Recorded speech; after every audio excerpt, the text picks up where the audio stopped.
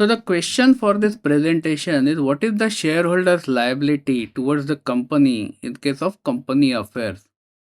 What will be your liability if you incorporate a company with high paid up capital? And one more question here we are going to discuss is, can shareholders be called upon to make company losses good?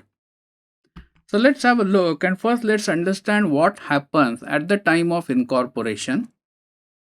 So let's suppose that you and your friend, maybe you are incorporating a company, and at that point of time, you are informing or you're signing the document committing 10,000 Singapore dollars by way of capital. Now, the document that you sign is called as Constitution of the company. And if you check here, point number 5, basically it says that we are the persons whose names and occupations are listed in this constitution, and we desire to form a company, and we each agree to take the number of shares listed against our name. So this is a legal document, and this is the amount that you are committing towards the formation of the company. So basically what you are saying is, when the company is being formed, I am committing 10,000 Singapore dollars by way of capital. Now this happens at the time of incorporation. If the shareholder is being added later on, then he also signs similar document, but it is called a subscription agreement. So what in principle it means is that you are committing this much amount, and this is what is your maximum liability towards the company. So let's understand the shareholder's commitment in that case. So it is limited to the agreed share capital contribution.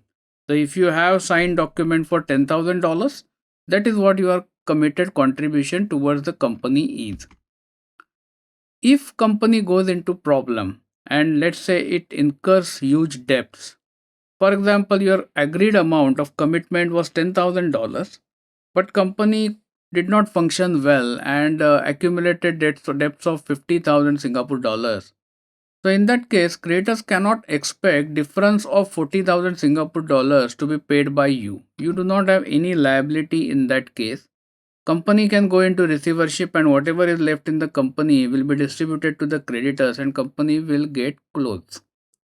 However, if you have not paid this initial 10,000 which you have agreed into the company bank account, then you have a responsibility or you have a liability to pay that amount to the company. So in summary, your liability towards the company is limited to that $10,000 what you have committed. So proceeding on same principle, then what happens if you are incorporating a company with high share capital? I think this will be clear to you by now, but let's take one example. So let's suppose a person incorporates a company by declaring a capital of 1 million Singapore dollars, but deposits only 10,000 Singapore dollars in the bank account.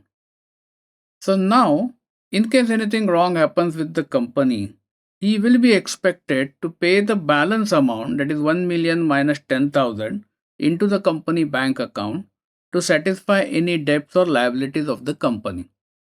So this is an important point, and you should always keep it in mind that when you are committing higher capital, it is your personal responsibility to ensure to fund that much money into the company's bank account.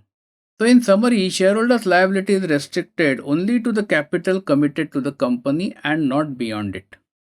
Thank you for watching this video. This video was brought to you by Epica Consulting Singapore. Subscribe to our channel today to get notified when new videos are posted.